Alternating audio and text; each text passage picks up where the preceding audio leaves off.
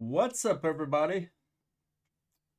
So I just finished the UFC 327 match. I don't even know how to pronounce one of the main guys of the main card. Jiri Prokshatkevza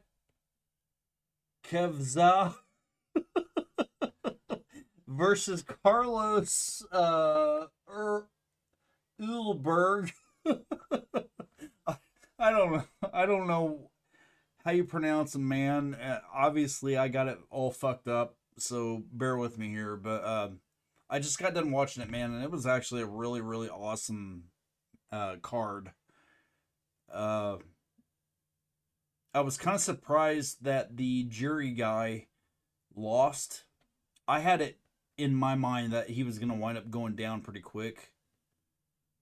Or forgive me, man. My mind's mixed up here. I was actually thinking that he was going to win. Forgive me. Um, Against that Carlos guy.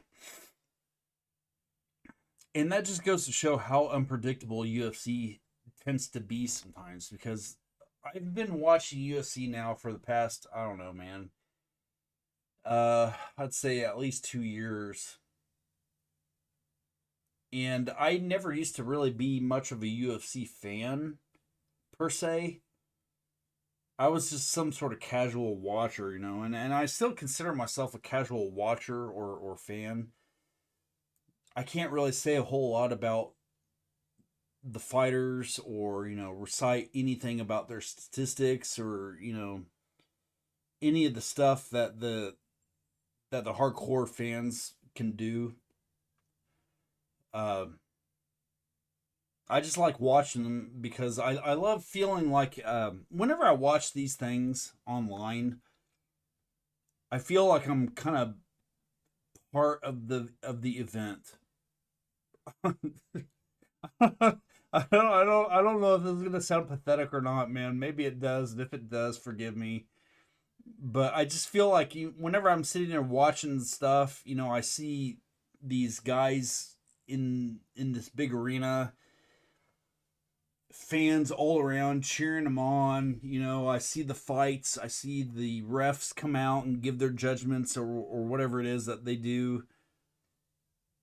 And every once in a while, I see the President Trump entourage marching out with fucking Dana White. Whenever I'm sitting there watching all this shit, I feel like I'm somehow part of the event. Obviously, I'm not, but it just makes me feel less alone. I guess maybe less lonely. You know, like like I'm part of something that's I don't know, man. Like it's something that I guess takes me out of my everyday grind of during the week it's work, and during the weekend it's worrying about my yard being mowed, or whether or not my refrigerator's leaking something from the freezer drainage. I feel stupid for talking about this, man, but I feel like it's a direct depiction of everyday life of an everyday American, whether they want to admit it or not. I'm not somebody who I'm not one of those people who's making super thousands of dollars, at their job or anything. I'm just some erroneous fuck that's living out in the Midwest, uh who really doesn't have much of a life.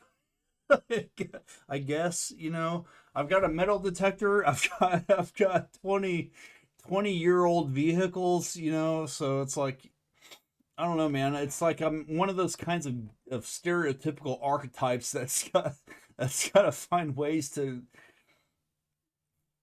just kind of keep pushing forward as best as he can. I guess I don't know, man.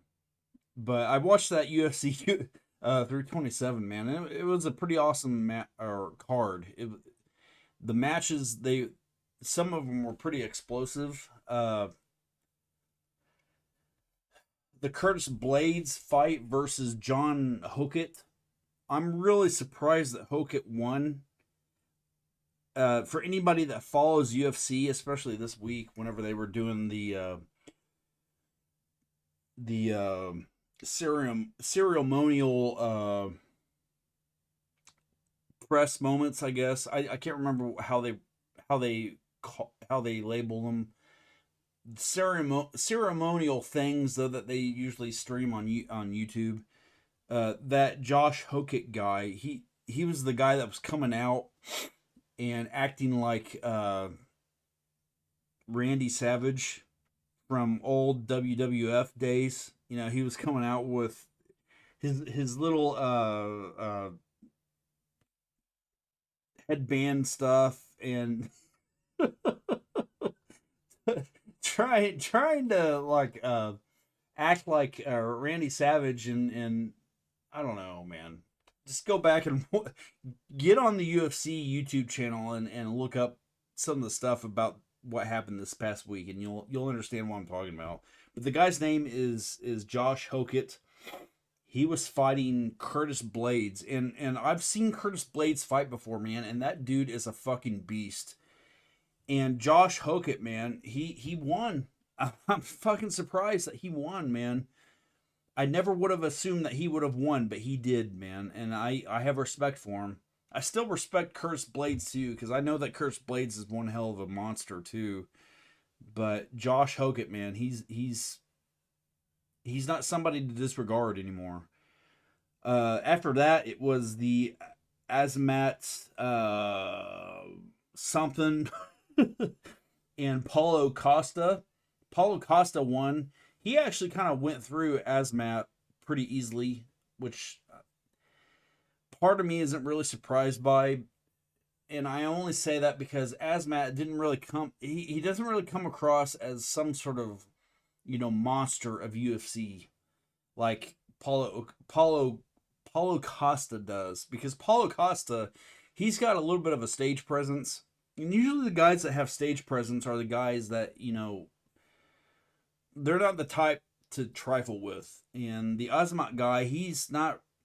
I don't know if he's necessarily known or not known. It's just that whenever he was on the stage during the ceremonial stuff, the ceremonial like weigh-in stuff and everything, he was kind of quiet. He was kind of standoffish. He didn't really have a stage presence, and usually that means that somebody. It's not the rule of thumb, but oftentimes when it comes to UFC fighters, that tends to err on the side of somebody who isn't very confident in what kind of abilities they have, I think.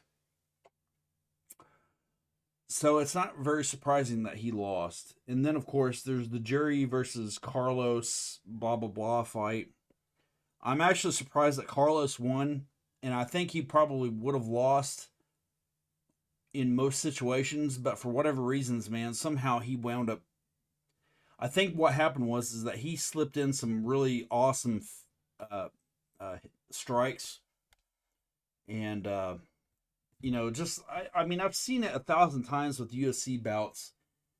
You wind up with these assholes that get on in the octagon, and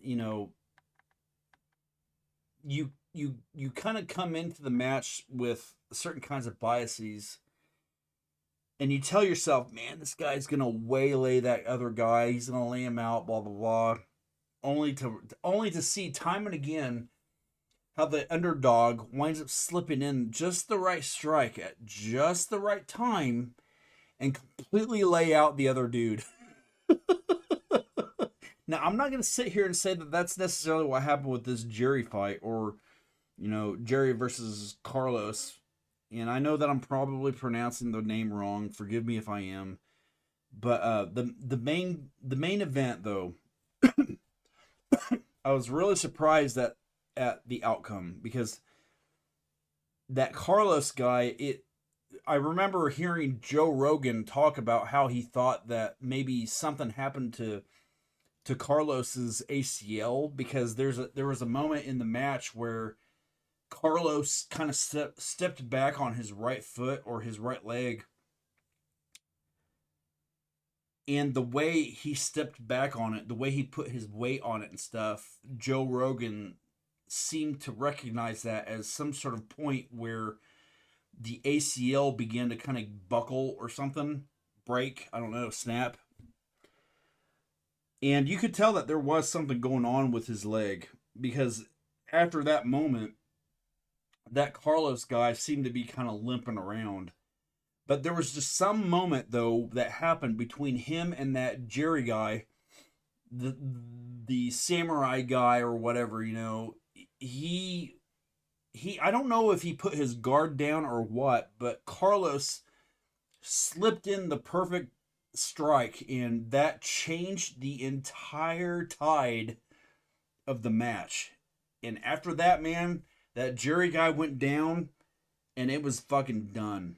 And that's the thing about UFC that keeps drawing me into these matches, man. And I don't consider myself some sort of big UFC fan. I don't really know almost anything about a lot of these guys. You know, I can maybe sometimes recognize a lot of the dudes that I've been watching for the past year and a half to 2 years, but I can't really give you any kind of stats or any kind of shit like that. You know, I'm just a casual watcher for the most part. Uh, but there's times though, or at least I should say, I've been involved with UFC enough to know that it only takes a split second for the underdog to slip in a perfect fist that changes the entire tide of the entire match, man. That's all it takes. And I know that those guys probably hate admitting to the possibility that luck plays a major factor in their fights.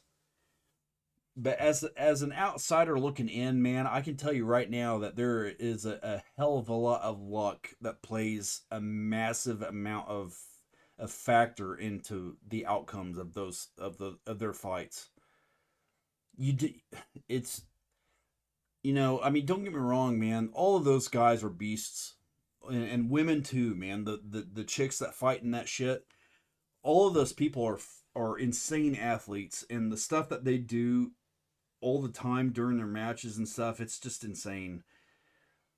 But whether they want to admit it or not, man, there's the fact remains that regardless of how much effort you put into your practice, how much athleticism you have, how much lifting you do, how much conditioning, cardio, actual fighting training you do, no matter what you do, man, all it takes is just dropping your guard at one specific second and eating a fist or a kick.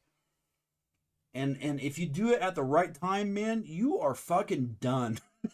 It doesn't matter who you are. It just doesn't. And that's one thing that's amazing about the UFC. It's like every card that I've ever watched, it doesn't matter who it is, man. All it always winds up boiling down to is whether or not that person winds up eating the fist or the kick at the right time. And whenever that happens, man, it is fucking done. So anyway, UFC 327, man, it was fucking badass. It really was. It was a great card. And the next thing that's going on is going to be UFC Fight Night. Let me see here. Burns versus Mallet, I guess. I don't know if I'm pronouncing that right. I think I am. That's next Saturday, the 18th at 8 p.m. Well, actually, the prelims start at 5 p.m. So, if you're into this kind of stuff, make sure to tune in at 5 p.m. because I'm sure it'll be fun. Now, I'll admit I don't really I'm not usually really big on the fight nights because whenever it comes to UFC stuff, it's either a UFC event or else it's the fight night. And usually the fight nights are done. What's that thing called that they often refer to? Oh man, bear with me here. I'm gonna look something up real quick. UFC fight night.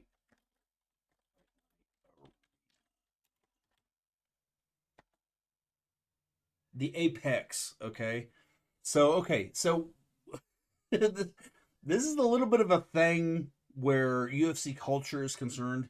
So there's the UFC apex, and then there's the UFC, main arenas.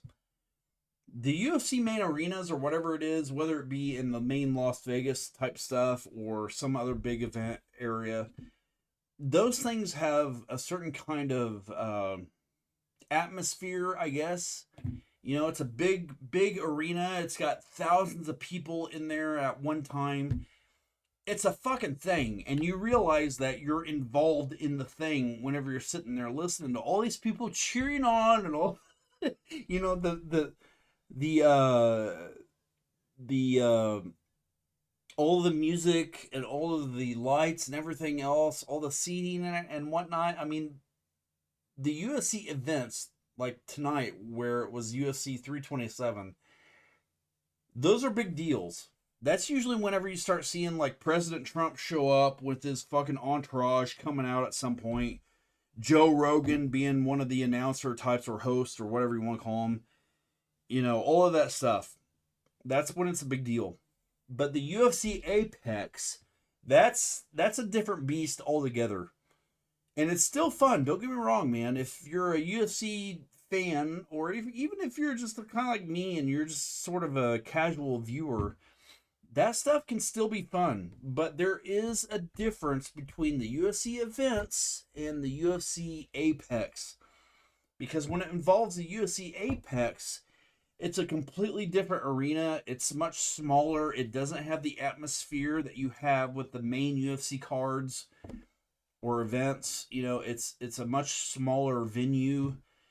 It feels much more isolated, and it doesn't have the energy that the main UFC events normally have. But with that being said, though, they can still be great. So anyway, next Saturday is the next fight night, and it's always a fight night that the Apex plays a part in. Okay. Excuse me, I wound up clicking the wrong thing here. Let me see here. So the fight night is taking place on the 18th, so that's next Saturday, and the prelims start at 5 p.m. So if you have your sources online, or if you're a legal person that's able to view this shit, make sure to chime in or to tune in at 5 p.m. So anyway, uh, it's been a long day, man. Bear with me here. One thing I was gonna play tonight. This is one of those kinds of videos that I sometimes make where I'm just kind of rambling about shit. So kind of bear with me here. But one thing I was wanting to do is play a video here. And I don't know if I'm going to wind up with a copyright strike or not. I'm going to try to break it up, every so often to avoid that. I love this fucking shit, man. But I was going to play a video here. It's by Orbital. It's this Halcyon On and On. I don't even know if I'm pronouncing that right. It's music that it means a lot to me because it's music that reflects a time in my life back in like 2002, 2003. I don't know when exactly. It was around the time that I graduated from high school. And the music itself represents a time in my life when I first began to become exposed to um, website design and hackers and shit like that, man. I mean, the song itself, it was used in the movie named Hackers. Okay, so and the movie itself, that the movie Hackers, it's a really fucking cheesy movie, man. It's you got to remember it was back when, like, special effects and whatnot was beginning to make itself into mainstream media. And it was also during a time when social culture didn't understand many of the nuances inherent to IT stuff or hacker stuff, and stuff in that type of subculture. So I wanted to play this song here, or I don't even, in all honesty, I'll admit I don't even know if this is technically the music video. It may not be, but the music itself though is spot on. It's the song, okay? So I don't know. You can take or leave the music video that you're gonna see here in a bit, but the song itself is the song. So um, I wanted to play the song because I think there's a lot there in terms of. Hold on a second. I gotta sneeze. Hold on. Oh man. Um, Excuse me. The song itself is the song that's gonna be played in this video here, and the reason I wanted to play it is because it's one of those kinds of songs that, at least as far as I'm concerned, it symbolizes a point in time in my life, at least, when I personally began to kind of embark on the journey into the tech world. And I feel like today's world, man, there's a lot of shit right now that's going on where tech is concerned that a lot of people aren't being as cognizant of as they should be. We all see it every day, man. There's situations where we all have like accounts to websites that love to censor us, that love to kind of constrain our abilities to see and do certain kinds of things on their websites. And a lot of people look past this and tell themselves, well, it's just, it is what it is, or some sort of bullshit like that. And the more we become acceptable of it is what it is, the more we begin to sink into that type of mindset where we're okay with these websites basically dissolving our identity or our how do I even phrase this, and what's the word that I'm looking for here? I guess I always believe that it's incumbent upon us to maintain our sovereign identity and individualism. Okay, individualism. That's the word that I was looking for. When it comes to individualism, it worries me a lot the older we get as a society, because I feel like individualism is beginning to become eroded and atrophied into non existence. And so I guess the song to me represents a type or a state of life when individualism was still existent, and it was in that kind of point in time when individualism was balanced with uh, a type of existence where you began to kind of see how, I guess you began to see where the limits of individualism ended and where whatever it is that exists today started. I don't know if that makes sense or not, but I'm going to go ahead and play the song, let you kind of gauge for yourself. And again, because of YouTube being how YouTube is, I'm going to break it up into certain kinds of segments. I'm going to pause it and provide some commentary about it. Hopefully, I'll be able to avoid any kind of copyright strikes. If I can't, well, it was a worthy effort.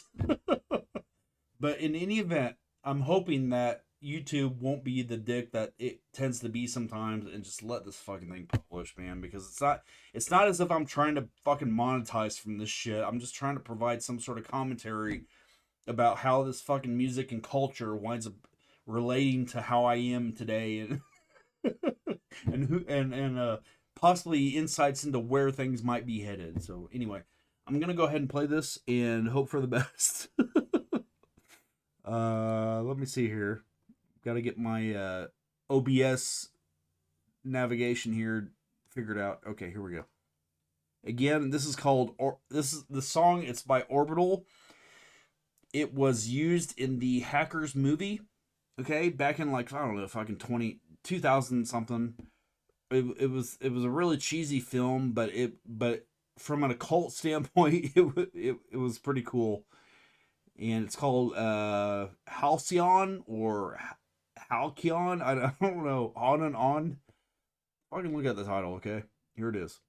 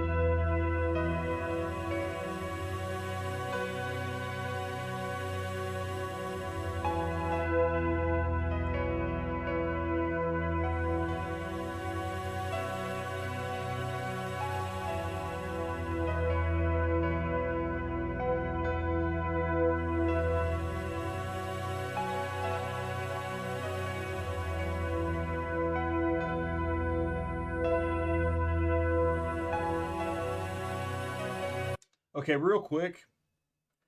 I thought it was worth mentioning. I just looked up the word Halcyon. Okay, and I think that's how you pronounce it, Halcyon. According to Google, it refers to an idyllic, calm, peaceful, and prosperous time often used to describe happy, golden memories of the past. Okay, and that's ironically or oddly enough, that's very fitting for what I feel for this music because during the time where when I initially heard this music, I don't want to say that it was during a time in my life when everything was peaceful, but in retrospect, when I look back on the years when I heard this song, there's a part of me that yearns for that time in my life. And the reason I say that is because during that time in my life, it was a time when I began to kind of become exposed to things that I didn't realize at the time existed. So during that time in my life, I lived with my father, and him and I got along better than what I managed to do with my mother because my mother was an alcoholic. She had my God, man, she had all sorts of problems, and I don't want to get too heavy into this fucking YouTube video here because there's a lot of baggage there, man. I mean, so much fucking baggage that's difficult for me to even think clearly about it. But my mother had baggage, and she tried to deal with it by getting drunk a lot. So one thing led to another during that time in my life, and I wound up deciding to move in with my father. And during that time, I felt like back then I didn't really have much direction, and that's not a slam against my father or even my mother for that matter. It's just the fact that back then there's it was the early 2000s, maybe even the late 1990s, and so it was difficult for anybody to really have a lot of direction because there wasn't really much pressing need to have direction, especially for a fucking little teenager like I was at the time. I don't know really what age I was between 1998 and 2000 or whatever, but I don't think I was older than 13, maybe 14, somewhere around there.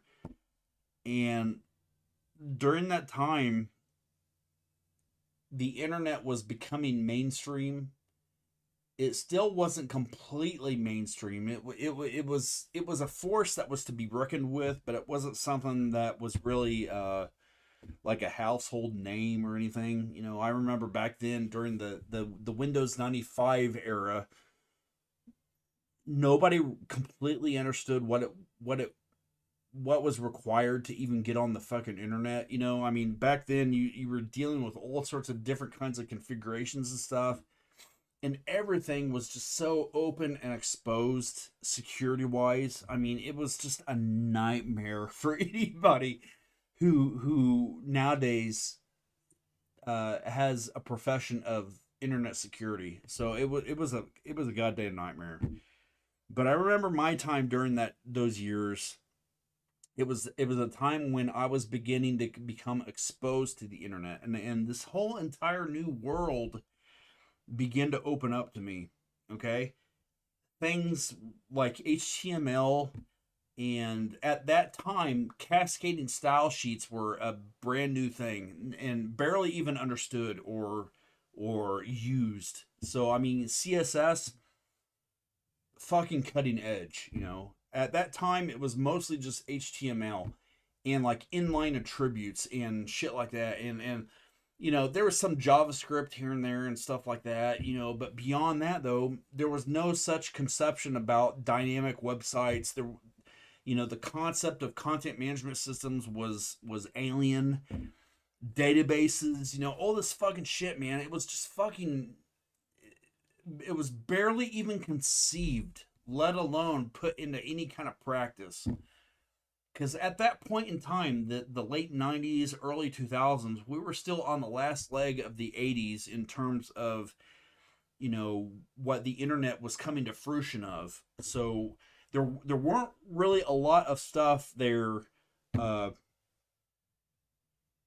I don't know, man, to really takes very seriously. You know, mainstream society, it didn't really care that much about the internet because the internet really didn't impact it that much. And but for whatever it's worth, during what was it, man? I think around 2002, 2003, somewhere around there. It was one of those years when certain kinds of game mods began to become things that you could download from the internet. Like, for example, back then I was really big into Red Alert. You know, Red Alert, it was the fucking cake. You know, I could not stop playing that game. It was fucking everything. It was just so fucking fun. You know, it was one of the first times where you had these like units that you could build and place down on a map and have them do certain kinds of things and stuff, and I mean, that in and of itself was fucking awesome. But then became the internet where you could download certain kinds of units that you could add on to your Red Alert installation, and my god, the possibilities it opened up. It was hard to really you couldn't really wrap your head around what that meant at the time. Case in point, hold on a second here. Case in point, back in the Red Alert days when I first started using the internet, it was one of the first experiences I had where I could download the Batwing and install it into Red Alert. I mean, what, you know, the 2000, the early 2000, late 2000 version of me, whenever I realized that I had the capacity to install the Batwing into Red Alert and use that as like a unit that I could have my people build. that's I think that's the first time in my life when I realized where things were headed. And so, I mean, I guess what I'm getting at in all of this fucking rambling is the fact that this song, this Halcyon On and On by Orbital,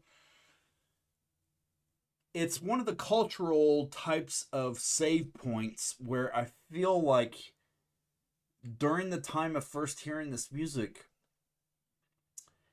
it was one of those moments in my life where I began to become exposed to the potential that tech had on our society.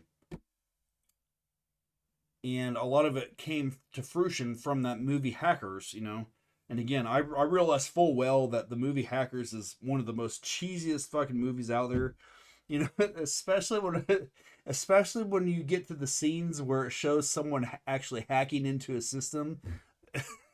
It's, I can't help but laugh about it because of how silly it is. But back then, man, I mean, it exposed people to a certain kind of culture that a lot of people back then didn't realize existed. And there was and is a culture of hackers that exists even today, you know, despite the fact that everything's so much more locked down and so much more constrained, and you know, enterprise this, and you know, universal standards that, you know, single sign on everything. You know, the hacker mindset, the hacker culture, it still exists. It's just harder to reach sometimes. So this music, man, I don't know. There's something special about it. And to me specifically, it represents that type of I don't know, man, thing in all of us that kind of goes beyond those constraints. No matter what, no matter how locked down shit becomes, there's always something in all of us that wants to go beyond that shit. And this song, there's just something that about that represents that to me. So anyway, I'm gonna go ahead and try to play this more now and let you guys listen to it.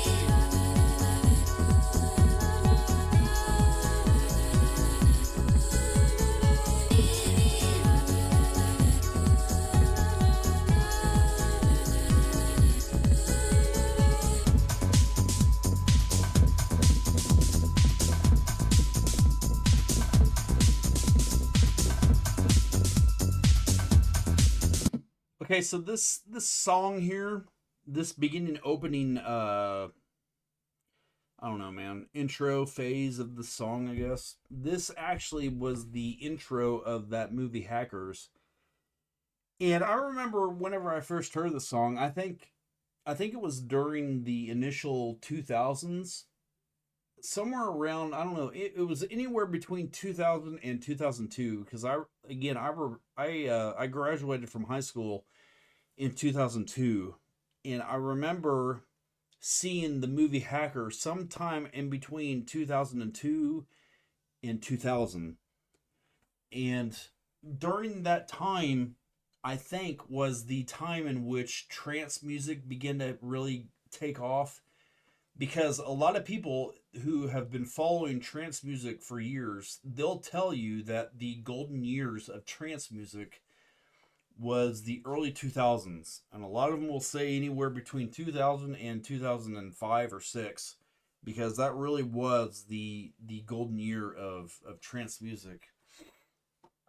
And I remember during that time, because once I graduated in 2002, uh, I think it was that following year, or even maybe the later part of 2002, when I started attending university at the school that I went to. I went to a state, public state university, nothing super major or anything like that. It's just the random stereotypical type of state institution.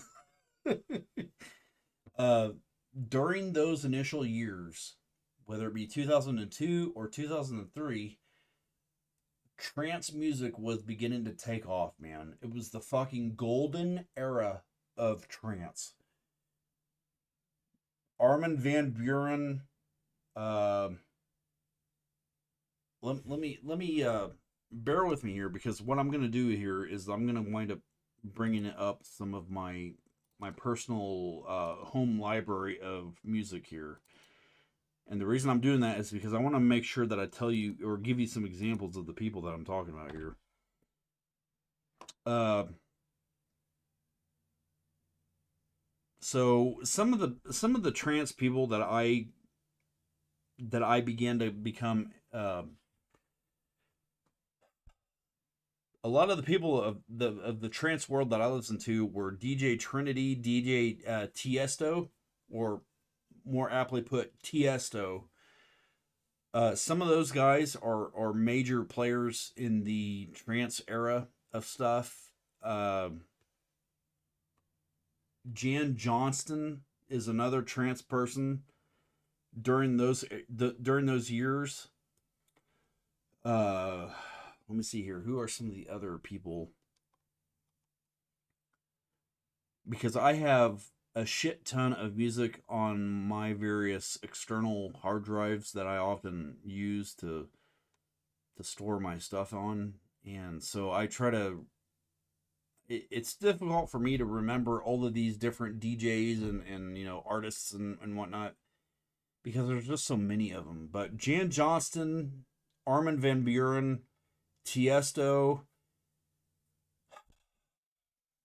uh,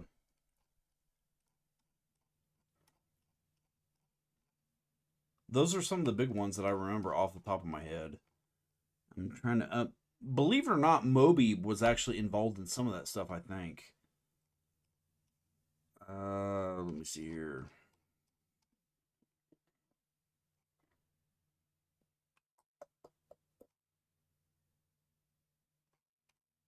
I'm looking through my stuff here. Uh,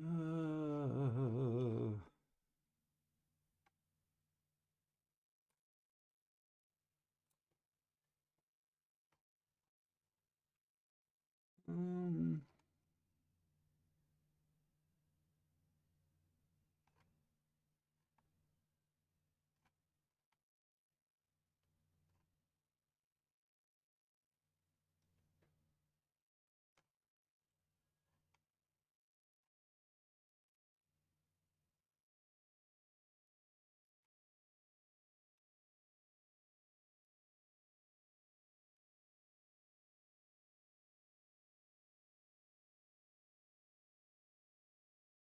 Bear with me, guys. Just about done here.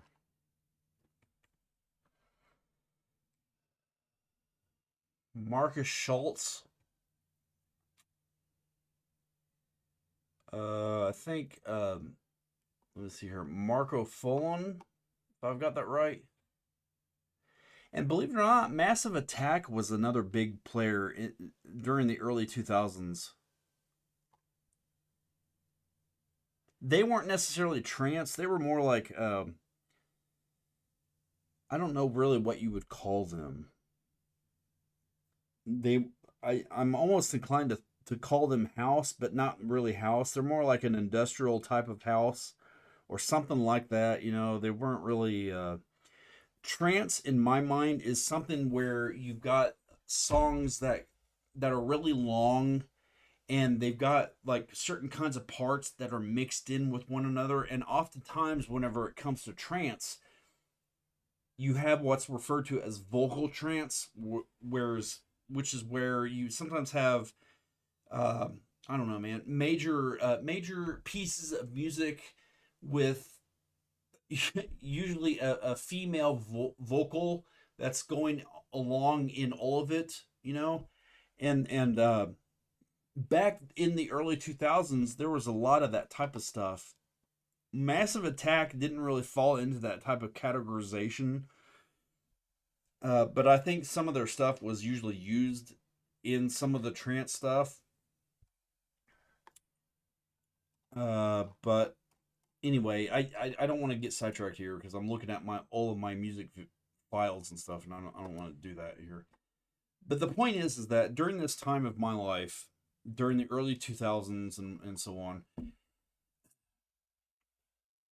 that was a time in my life when I went from high school to college, and in the transition between high school and college, for me at least, it was a major culture shock because up to 2002, I had been mostly a small town type of kid where, you know, the idea of trance, let alone hacking, it was very alien to me. I didn't understand much of it. It was right when the tech stack itself was beginning to become something that a lot of the companies out there in the world were beginning to take seriously. And people like Kevin Mitnick, they were people that, you know, nobody really knew much about, and they didn't realize at the time that those types of people were going to represent archetypes that the future needed to take seriously more than it did at the time. And that movie Hackers, it wound up representing a lot of that type of cultural understanding, because the movie Hackers, as cheesy as it was, it exposed a lot of people, I think, to the type of stuff that would eventually become a mainstream concern that everyone should take more seriously. You know, the stereotypical type of teenage adolescent that didn't know enough about the real world, who somehow found ways to bypass certain kinds of enterprise level security constraints and access certain levels of data that he shouldn't have access to. I mean, that's the type of shit that movie began to kind of expose people to. In the whole criminal aspect aside, I mean, the idea of accessing stuff that you're not supposed to access, back then in my life, that was something that really it was a it was an alluring type of concept in my mind, because I don't know, man, there's just something about accessing stuff that you're not supposed to access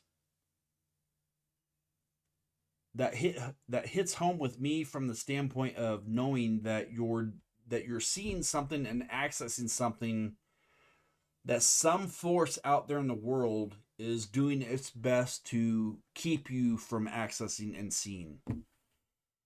I don't know really what's so special about that in my mind, but there is something special about it in my mind. And this song, you know, it represents a time in my life when that type of penny drop moment began to really take effect.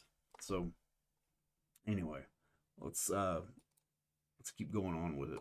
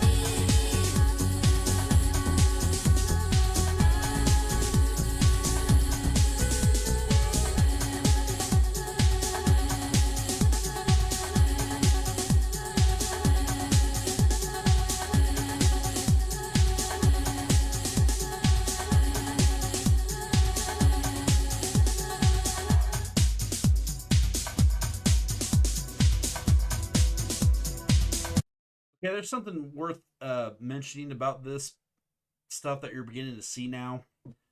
This and again, I don't know if this is the actual official music video of the song. I don't think it is. Maybe it is. I don't fucking know, man. Um, as far as the motif is concerned of this song, though, that you're seeing right now in this video, one thing that you should take away from it is this constant motif of these various kinds of natural settings. You know, there was the stuff about the thing that you saw about the dunes in some random, I'm assuming it's Sahara Desert uh, uh, setting, and then there was the stuff about the waterfall in some random erroneous forest setting, and then there's the ocean area where you see all of these, you know, either jellyfish or I don't know, fucking whatever it was that you saw there that the person swimming through. There's something to be said about those symbols. And it makes me think a lot about that movie, The Beach, with Leonardo DiCaprio. Um, Bear with me here because I want to show you something here. Okay? You'll get a kick out of this. So hold on a second.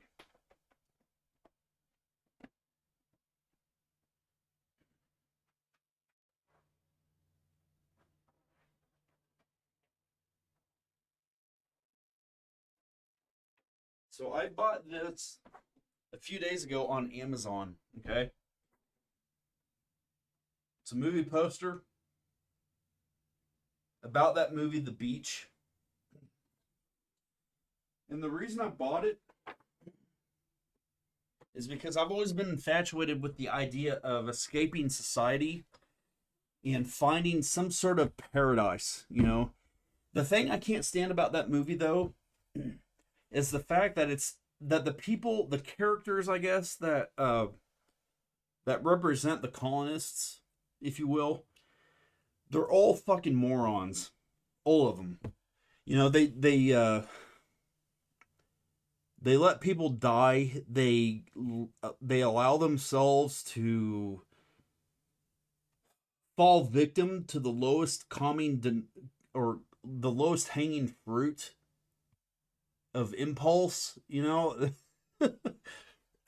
And I'm sorry, man, but I there's a part of me that just doesn't believe that this is a problem with that movie, that with the movie The Beach. You know, you see Leonardo DiCaprio and all these other fucking morons. They somehow find a way to journey to this secluded, you know, impossible to access beach, and yet they fall victim to the most simple ways of human existence.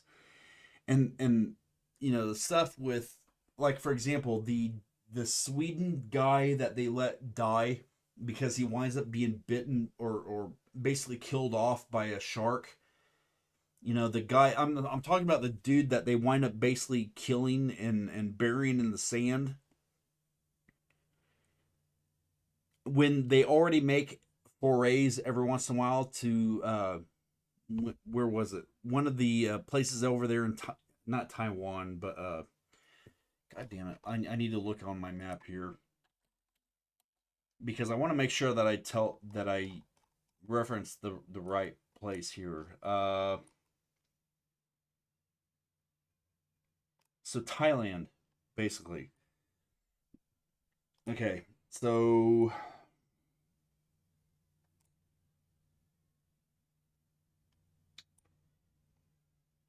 it's not Ho Chi Minh because that's Vietnam. Uh,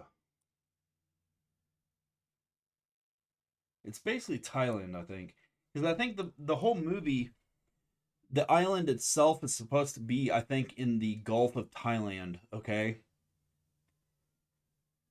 and so these erroneous vacationer types of people, Leonardo's character Richard, and some of the other people that he winds up getting connected to. You mean to tell me that somehow they develop the bravery that it takes to venture to this erroneous island based off of nothing more than some person's sketch of a map, but yet their entire colony fails because they fall victim to the lowest hanging fruit of human psyche. I don't buy that, man. And that's what's infuriating about that movie. But the reason I'm bringing the movie up is because it represents a type of escapism that I often feel like sometimes whenever I listen to this music. You know, that movie Hackers, for example, it believe it or not, it represents a type of escapism that a lot of people, I think, today don't realize they miss. And I think that's one reason that that movie represents a significant aspect of cult-like admiration. Because when you're infiltrating things that you're not supposed to access, and you're beginning to gain knowledge about things that you're not supposed to know about, that represents a situation where somebody is learning something that somebody else told them or tried to encourage them or force them not to understand or know about. In other words, it's the person sticking it to the man.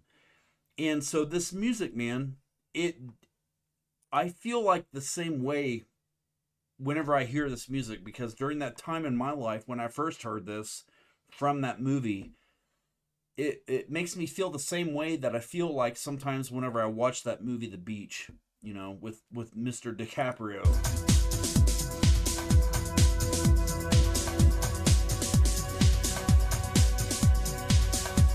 You know, these places that are hard to get to, these mountains, these dunes in the desert, jungle oasis, you know, those places are places that you're not supposed to be able to get to.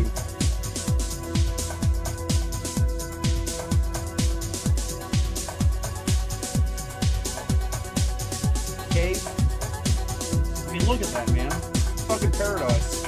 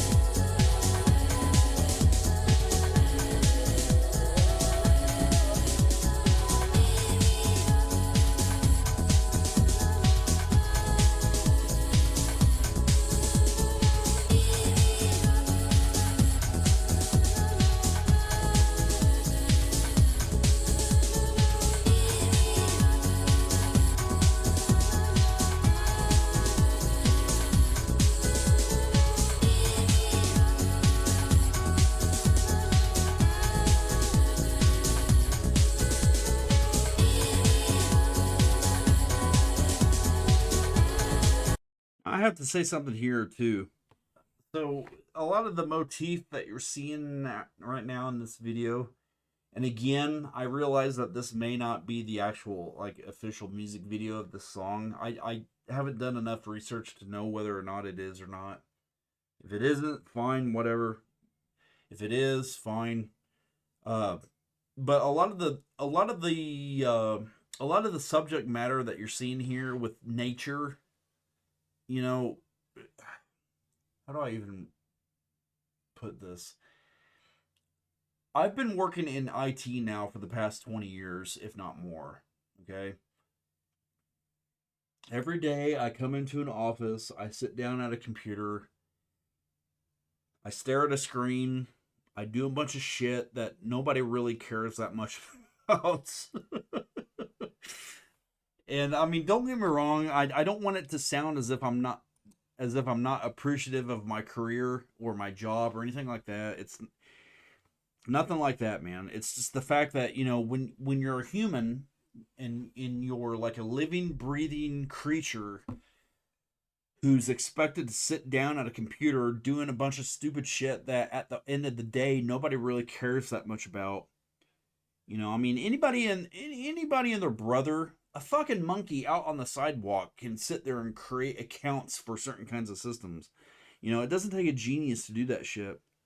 Even the more complex stuff that I do, where I'm integrating systems from one thing to another, where one system has to like transfer certain kinds of data to a different system using application programming interfaces or APIs. Even that more complex type shit. At the end of the day, man, nobody gives a fucking shit about any of that stuff. And I'm not saying that to degrade what I've been able to accomplish in my career path. I'm saying that because at the end of the day, what matters most is this stuff that you're seeing here in this music video. Seeing time progress and seeing these aspects of nature evolving the way that they do. Experiencing life from the standpoint of Mother Nature, seeing the sand dunes, seeing the caves, seeing the ocean, seeing the forest and the waterfalls, watching the bird eat things from a fucking twig. To me, that stuff, I don't know, man. There's just something magical about that type of thing, and I feel like that's one thing that this song, if you even really want to call it a song, it's more like a rhythm almost. But this we'll just keep calling it a song. This song, it tries to somehow uh represent whatever this is that I'm trying to express here, because these things, the computer stuff, making accounts for people, making websites, I love making websites, but even making websites, man, that shit is not going to be around whenever the humans die off. Okay? Mother Nature doesn't give two shits in a whirlwind about some website or some accounts that are getting made or some database that's being fucked with. That shit it just doesn't matter, man. But this shit right here, the trees that are growing, the insects that are walking around on the trees, the waterfalls, the caves, the fucking sand dunes, all of that shit, man, that's the stuff that matters. And the reason I'm bringing all this up is because I feel like, a lot of us in society right now, I don't know, man. I just feel like we're getting lost in a lot of the undertow of everyday life and we're forgetting about what's important. And to me, at least, this song represents a lot of the stuff that's important. Maybe I'm getting too dramatic about this, man. I don't know. I don't know, man. It's getting kind of late on my end. So it very well could be that I'm just kind of, ready for bed. I mean, it's going on almost 2 o'clock now in the morning, so you'll have to kind of bear with me here. But the point is that whenever this song first came out in that movie, there's a lot of shit that kind of coalesces into one single filament of respect. The nature of accessing things that you're not supposed to access, despite the constraints that other authorities put in front of you, the things that matter where Mother Nature is concerned versus the stuff where you're coming into an office every fucking day of your life, I don't know, man. Take from it whatever it is that you will, but there's a certain sense of I guess there's a certain sense of underground that intertwines with this music that resonates with me, at least. Because the older I get, the more insignificant certain aspects of my daily life becomes, or at least that I recognize. You know, my everyday job, as much as I appreciate it, there's just stuff about it that is insignificant. But whenever I watch this music video, and whenever I remember the things that at one point allured me to what I'm doing today, there's just something about this music that makes me remember what's important. So, like I said, man, take from it whatever it is that you will.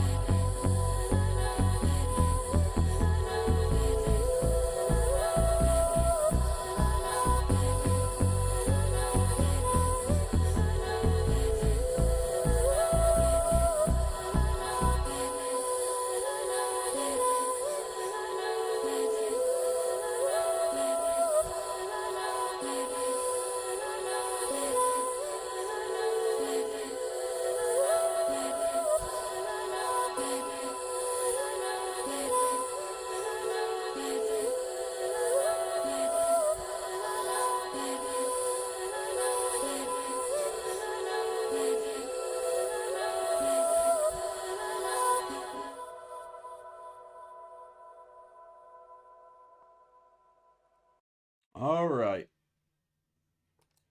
So anyway, I hope you enjoyed that. Not that it's my thing to offer you to enjoy. I mean, I recognize that this is someone else's video or whatever, but it's something that I think is worth remembering. Now, a lot of people out there that happen to come across this video, they're probably not going to understand exactly the appreciation that I have for this song, and that's okay, man. I get that I'm probably rambling into the void here, but in any event, though, I mean, this stuff, it's important to me because it represents a time in my life that I became an adult, or at least I began to kind of pivot towards adulthood. And I realized that there was a bigger world than the one that I came from. And I'm sure that a lot of us have those types of feelings about certain kinds of songs or aspects of culture, you know. What worries me, I guess, more than anything is the fact that I don't feel like that nowadays. And I don't really see glimmers of that from people that are younger than me either. And I don't know what that means. Maybe that's just me. Maybe that's just like maybe that's just something that I'm seeing but isn't true, you know? But it's like whenever I was young at that point in time in my life, I felt like I could see what I was going through in other people because there were things going on during the time, like other music videos or songs, other pieces of media, TV shows, movies, you know, things that were just going on where you could kind of catch glimmers of similar experiences of your friends or family. And I don't feel like that nowadays, and I don't see that in other people nowadays, and that's I don't know what that means. I don't know if that just means that things are changing in ways that I don't understand or recognize, or if that means that maybe something really is dying, and in which case I think all of us should be worried. I don't know, man. It's just something to think about, though, you know. But that music, though, I really love that song because not only because I feel like it's a really cool song in general, but also because of everything that it represents to me personally. So anyway, I hope you enjoyed that. I hope you get something from this. Think about it. You know, how does this kind of apply to you whenever you sit there and you think about things from your perspective? Because I'm sure that I'm not alone in thinking about how songs play a part in how we become adults. Because I know that I'm not alone in that. I know that there's other people out there that think these kinds of things. And I know that also that I'm not alone in thinking that things are getting either worse or at minimum different in terms of these kinds of things versus what it used to be when we were younger.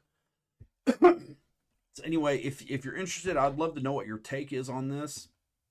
Let me know your thoughts. If not, no big deal.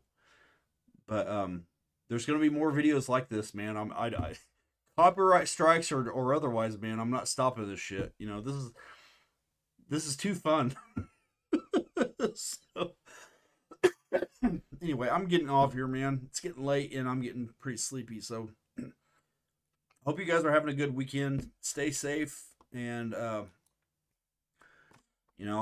guess I'll see you whenever I upload another video at some point. So take care and have a good weekend too.